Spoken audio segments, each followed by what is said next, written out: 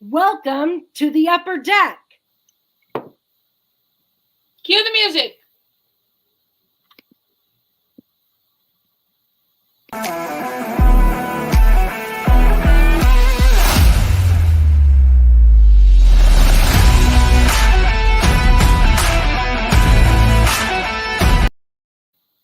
Yeah, of course I couldn't cue the music as quickly as I wanted to because I had a glitch. And when I came back, I hadn't switched to that, Yeah. Anyway, it's all water under the bridge, but our usual technical glitch. It's out of the way. Welcome to the upper deck for Pinstripe Chronicles. I'm Chris, that's Lynn, and we're here to give a fan's perspective on fans' perspectives. And we wanted to start out today highlighting one of our favorite people, Lynn. You've got the tweet, I believe. From, I sure do. Ed Weisberger. Yes, ma'am. Hello, Lori. Hey, Lori. What's up? Good to see you. And here it is. And here's what Jed had to say this week. And I think a lot of people agree with him. Looked at my timeline after work. I honestly am taking time off from Yankees Twitter. It is filled totally by bitching and moaning by people who have no idea how baseball really what is that? Really operates. Sorry, Sorry, my patience with this has run out. It is not fun, but digital misery. And I wondered, and Lynn and I both wondered, and as our title, Are You a Yankee Fan or a Fanemy? We wondered about that because Jed's really pointing to something that is going on in Yankees Twitter. Yeah, and so here's the thing, and here's why I gave pause when Jed posted this. And I think a lot of our friends of the show also either follow Jed or are aware of who he is. Jed has been a beat reporter for years and years and years. And hey, Joe, thanks for stopping in. Use those coupons. And so he brings, when he says something and posts something, and he's been getting a lot of pushback on things that he's saying that come from his experience in the inside. Right. And I'm also noticing it from, really high profile, like MLB.com folks as well, like Brian Hoke posts something, and the entire thread is about, pretty much, poking at Hoke and saying you're out of your mind, or, the stats are garbage, or, right. The stats say this, and no, that's a horrible take, and etc.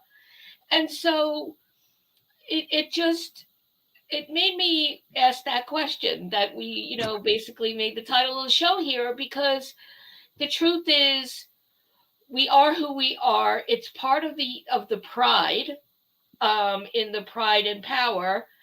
But it's also not just this generation. And it's actually, part of baseball culture overall, although you'll go to some stadiums in some towns and feel like, why is it like a funeral in here? The fans are not making any noise, and maybe they're golf clapping when somebody gets a hit. Your stadium, and you know what you're going to get. And all those black and white movies that have baseball involved in it, back then, you bum, throw them out. But, so what is the sport that we are fans of? So, and that's my question. Are we fans of baseball, the game? Are we fans of having an outlet and a community that's like you, where you could just throw things at the TV, put things out on Twitter in all caps, come on a show like Chris and I do, and I'll speak for myself. how many times have I said I'm going to storm the castle if, go back to prior seasons, if Guardy gets traded or whatever. So that always exists. But do we want to know the game? Do we want to just experience the game and, be the peanut gallery and say whatever we're feeling? And are we just, when I was raised Catholic, and there was always this thing about there's Easter and Christmas Catholics. And so, are some people just happy being present for the Yankees when they're hot, and so it's not really about the sport and the game. Have stats wrecked some of this for us and divided us when we're, because even though it's data, it's open to interpretation. So it's all those things that I wanted to put out for conversation. And those are all good topics. For me, Yankees Twitter is like the Wild West. I love it. The people get on there, shoot their mouths off. Somebody jumps on them for shooting off their mouth in perhaps the wrong way. Unfortunately, it does get way out of whack some days. Our critiques of the team should never become attacks, whether personal or any other thing, on the person making the argument or the player. So when you ask what kind of fan are you, I feel like I'm the kind of fan that really enjoys intellectualizing the game. I like thinking about the stats. I like the analytics. However, it's going to the games and watching it unfold like a chess match that really gets me interested and engaged. So when I go on Yankees Twitter, I'm looking to have conversations, but not everyone is. And some people are looking for just good gut reactions. Some people want to start a fight. Some people want to stir the pot. I'm there for all of it. I just keep scrolling if I don't like something. Right. And that's making me think, hey, FJ, hey, Uncle Tats, hey, Li, thanks for joining us. Chris, it actually makes me think about a tweet you posted during the week. And this was not the right day for me to see this tweet because I was already in a certain kind of mood. And all you had done was you posted some stats that you had noticed about IKF. And the way that people were coming at you with, anything from, oh, Chris is on drugs to, that's garbage, or it's just, to me, that tipped me over the edge. First of all, did you read the tweet? All Chris dared to do, oh, the horror, was to type IKF in a tweet. It didn't matter. She could have said what everyone seems to want to hear about IKF. And the numbers might have been about that. Didn't matter. There was that trigger. It's the, popular mean girl opinion out there. And actually, I'm going to start saying mean people because enough with the mean girl crap. Right. Everyone does it. And predominantly in this example, our male counterparts. So that's another open question. Do we get taken seriously? Do the women get taken seriously more so than when a guy posts something? But this has become more regular too. And are we forgetting that if we're acting like this during spring training, and you have these opinions now, are you really a Yankee fan? And yeah, we're being funny when we say, are you a fan or a Fanemy? And that was my point about, do you come when the things are hot? and then oh, they're sucking, and so I don't care.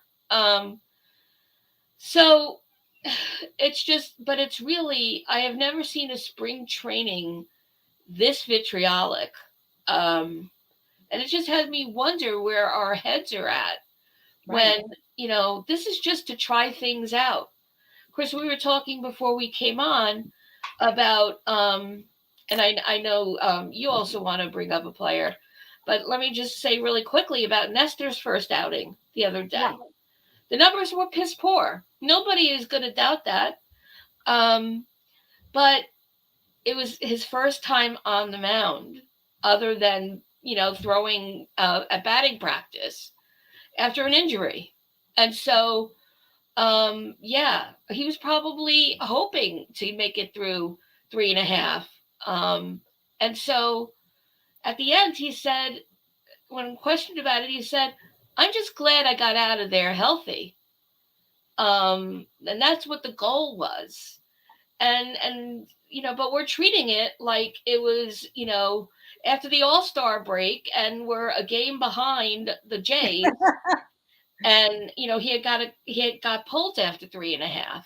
So yeah, for me, the kind of fan I am is, I'm not a Fanemy, because I'm not a fair weather fan, and I'm not a two-faced fan.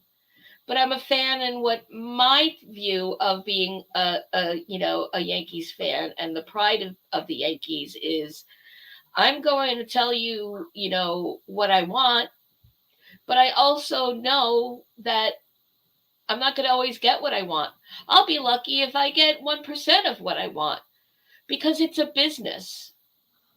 And so I know that there's a lot of people that feel when Hal or Cashman deliver on something that Yankees Twitter is, shouting about, it's because we won. Okay, they'd listen to us. No, sorry. They wouldn't be doing this if it didn't make business sense. We may not know what their definition of business sense is. I've called out, what the heck is Cashman's calculated risk? Look how it's playing out with Montas. And so that was my Nestor example of how quick everybody was. He went from exalted to, oh my God, he's washed out.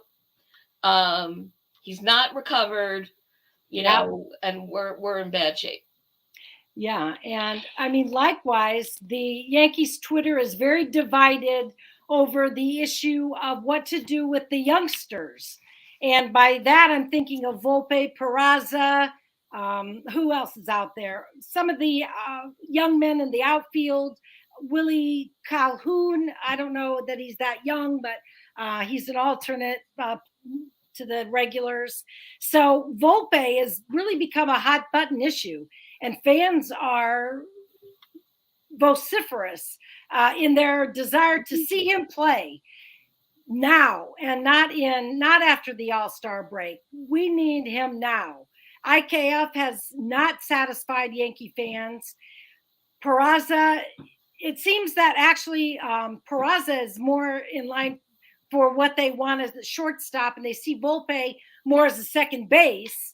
Although I don't know what that means for Torres. There's just so many different angles. If Volpe stays up, that need to be considered. But I wonder what side of the fence you guys fall on. Volpe stay up, or does Volpe go down and come up after the All-Star break? So I was definitely very firm in, and this is an example of what I said a little bit ago, of what I want versus what will happen. And so I've been talking about what I want and what my take on what's good for the game is, which was that they'll bring him up after the All-Star break. Yeah. But now all signs pointing toward, to me, looking like he's going to be on the 26th man. So, and that we're probably looking at some platooning going on. Right. But they're going to be, all signs are pointing to it, in the media. And so, Am I opposed to it? Certainly not.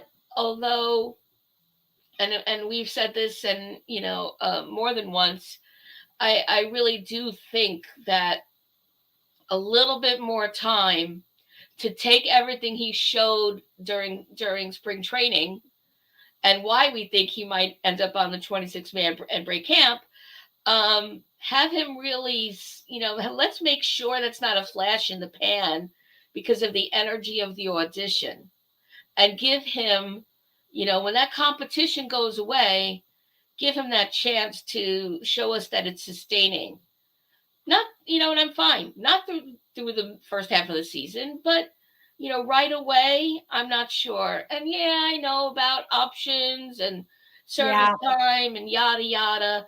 And so and that's the ins and outs of baseball that I was talking about. Not that I disregard them, but I just don't know that 40 man certainly, and that, and then then bring them down to then keep them. Right. But your feeling, Chris? Well, they, also they've been trying IKF out in center field.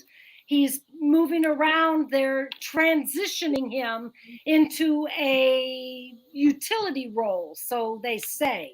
How many utility players do we need? I don't know. I mean, DJ and Cabrera.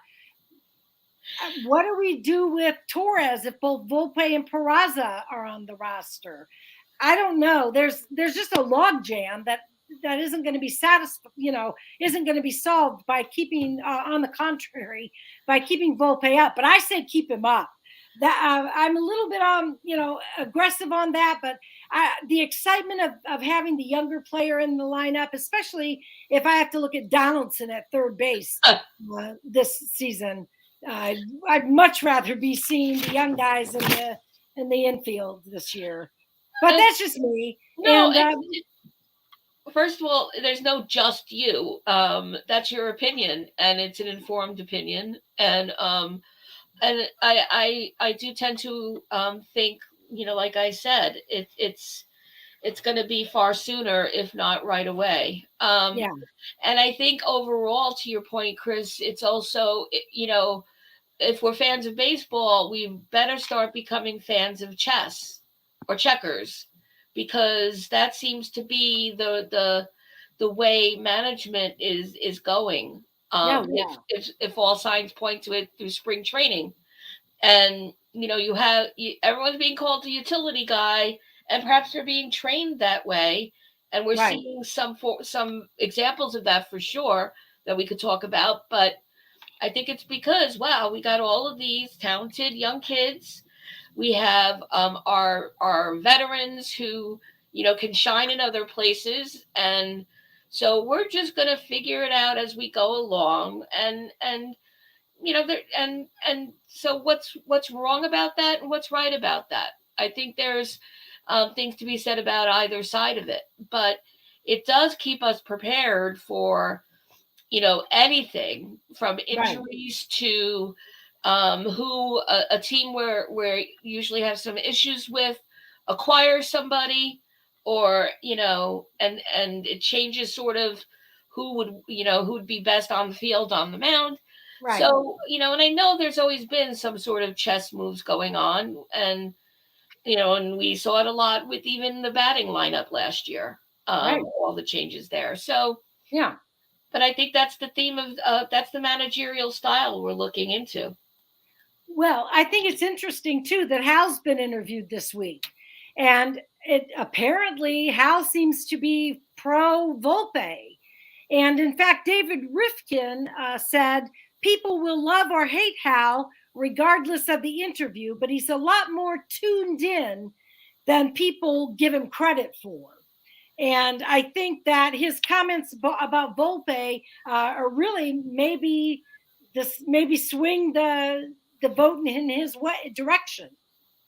So we'll see. I know I'm wearing this T-shirt today, which says "Hal, sell the team." And if Volpe is not up, that's what's going to happen. People are going to call for Hal's head. That's right. And that's like a great fashion purchase because it's never going to go out of style. No, I love this T-shirt because And I hate to really be down on Hal but I'm definitely not a Hal fan or a Boone fan, just in yeah, case anyone was wondering. no, Um, I don't think you're alone for some reason. no, I know I'm not. And as long as Hal's at the helm, you could wear that shirt and still be on trend. Yeah. Hey, Brad. Hey, Spence. Good to see you. Oh my God. And as far as what might happen, I mean, Volpe's been leading off and playing shortstop. In 9 games, he's hitting .320. He's got 3 stolen bases and 2 home runs. He's doesn't have anything to prove to me as far as his offensive abilities. However, I mean it is 9 games. Right. I mean, how much info do you have to really go on? Right. I have none. I just have enthusiasm. And so FJ's saying he was hesitant about putting Volpe on the roster, but he's changed his mind. I think a lot of people that like me were saying, for sure this season, but not right now. Right. And like me are changing their tunes. And what's different about sending Jason Dominguez down? I don't have a problem with that move. I think that he has not spent time even in Double-A, so he, to me, does need the seasoning and does need the experience. Right. I don't know how many games Volpe played in Double-A, but surely he would be assigned to Triple-A out of camp this year, I'm assuming. At the least. Yeah, exactly. But the thing is, we get really mad when someone turns out to be a flash in the pan. Yeah. And again, to your point, Chris, with seeing him 9 times preseason, we're looking at a very small window. And so what would be bad about giving him more time to make sure he sustains that, he's not that he's using, right now he's auditioning for his career. Right. And so is he going to bring that energy once the ink is dry to the minors if he goes back down? Right. And wouldn't that be a tell? And wouldn't we want to see that? Yeah. But again, my take, I'm not an insider. Right. And so, yeah, so I think, right. And Lori's saying same thing, like one way or another, he's going to be here. Yeah, I think we all know that. And I also think to what you were just saying, Chris, that Dominguez, one way or another, the Martian's going to arrive on Earth. Oh yeah. And so, and that hasn't been the conversation at all. And it wasn't part of any projection or projection. Here I go. Let me have a sip of tea. Have a sip of tea. Another issue that's been dividing fans this week was the WBC. Whether or not it's essential, whether it's non-essential, whether it should be played at a different time of year. There's all different opinions about the WBC. But it all came to a head when Edwin Diaz went down. Right. And then there was an injury last night for Altuve. Right. Altuve now. Right. And so, yeah, interested to hear from our friends in the chat. For me, I think that injuries would have happened or could have happened regardless of where they were playing a game. And, doing it in the WBC versus during spring training, perhaps the only difference is that the WBC is competitive, obviously. And so perhaps they're bringing much more of that, the show kind of, power and production, aim for production than spring training. But truth is, if they're going to get injured, they're going to get injured. And unless it's something really random, a lot of the time, as we found out with DJ, poor DJ, I keep using him as the example. A lot of the time there was a pre-existing weakness to begin with. And so last night was random for Altuve. Yeah. There's no doubt about that. It's not like, unless I'm wrong, I don't think he has had a thumb issue, ever, but who knows? So it, I think the only difficulty I have with the WBC is the timing. Yeah. And, why not after the World Series? Why not as the preseason? Come to Miami, go to the other countries or whatnot, but why not then? Why during spring training? Because the one thing I will say against it is the relationships they're not building with the up and comers that were invited and that are very likely to be next to you on the bench on opening day, like Volpe. So and Torres and Volpe are going to be infielders together. They're not building a dynamic. Well, I mean, allegedly, um, or we'll see how that is. But we'll see how my that point is. remains. Yeah. They're losing out on time with the team gelling during spring training, and the coaching and the expectations that and I know it's only for a couple of weeks, but spring training is only so many weeks, and we're in sight is opening day. Yeah. Yep. The WBC is a lot of fun. I've had a lot of fun watching.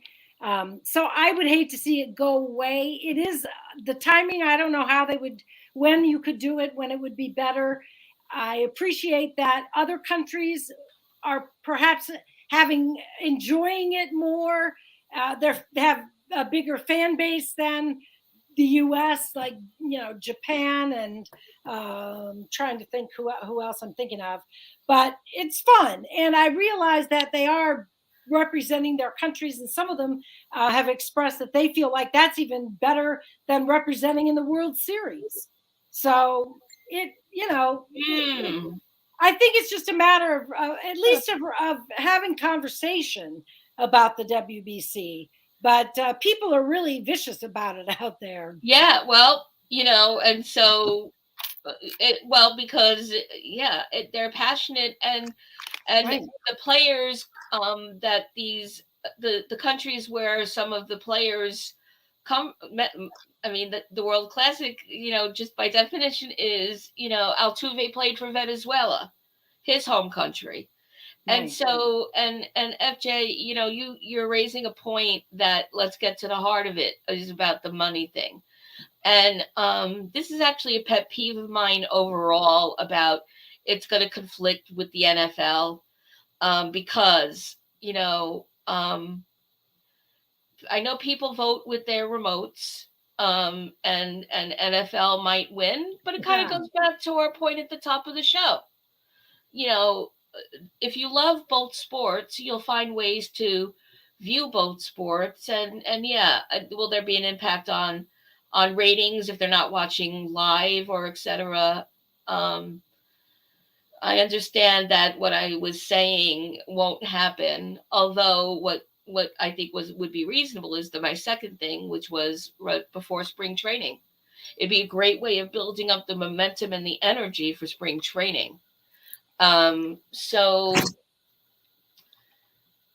right. Yeah. Back in January. Right. Exactly. Yeah.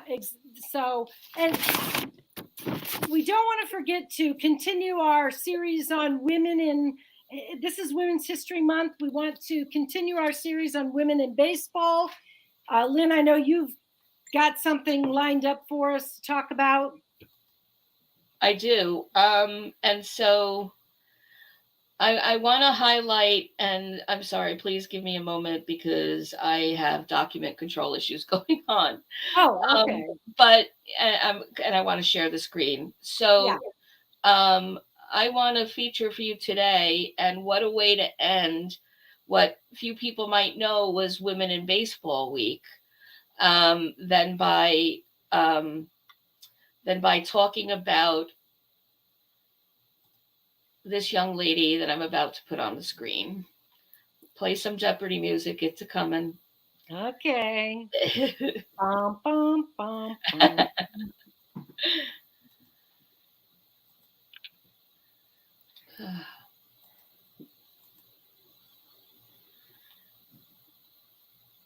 Oh, I'm not going to let this happen a second week in a row. All right. Well, if we had $1 for every technical glitch we have, and maybe we'd make some money on this show. Wouldn't that be nice? Okay, here we go.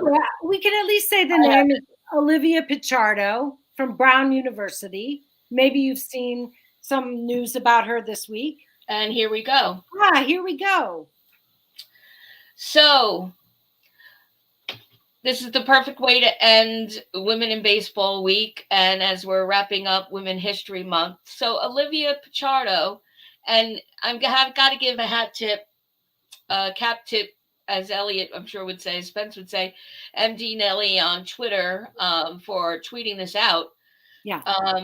There's Olivia Pichardo is a freshman at Brown University, and she is the first woman to play Division I baseball. And she's a freshman, and as I said, at Brown University. She hails from Queens, New York. And on Friday night, she pinch hit late in the game. And although she grounded out, she made contact and, made a play to get to first. It didn't work out for her. But after the game, she wanted to, she was really saying when interviewed that, her goal is just to hope that other girls get opportunities like this, and that should they happen to see her, that they know it's possible, and that not just girls, but everyone essentially understands that it's possible. Yep. And the coach for Brown University, bless him for saying this, said that, it shouldn't be about who the player is. It should be about the skills and what they bring to the game. Absolutely. And Olivia is a shining example of that. And so this is just a perfect highlight. And I'm sharing a picture here of Olivia's first at bat in that Division I game we're talking about. So she's our Women in Baseball mention of the week. And I hope that there are many, many more. Many more to come. All hail Olivia. All hail. Yes, she's my hero at the moment. Yes. And it wouldn't be an Upper Deck show, and it wouldn't be an Upper Deck ending without the famous trivia. And this week is no different. That's right. And so the trivia question of the week is from our resident trivia master, Spencer, at Music's NDMD on Twitter. So thank you for this question. Here we go. 2023 is the 20th anniversary of Aaron Boone's 11th inning game-ending home run in the 2003 American League Championship Series. Boone was placed late into the game to play third base, and his home run was his only at bat in the game. Who did Aaron Boone replace? Great question. Yep. That is a fantastic question.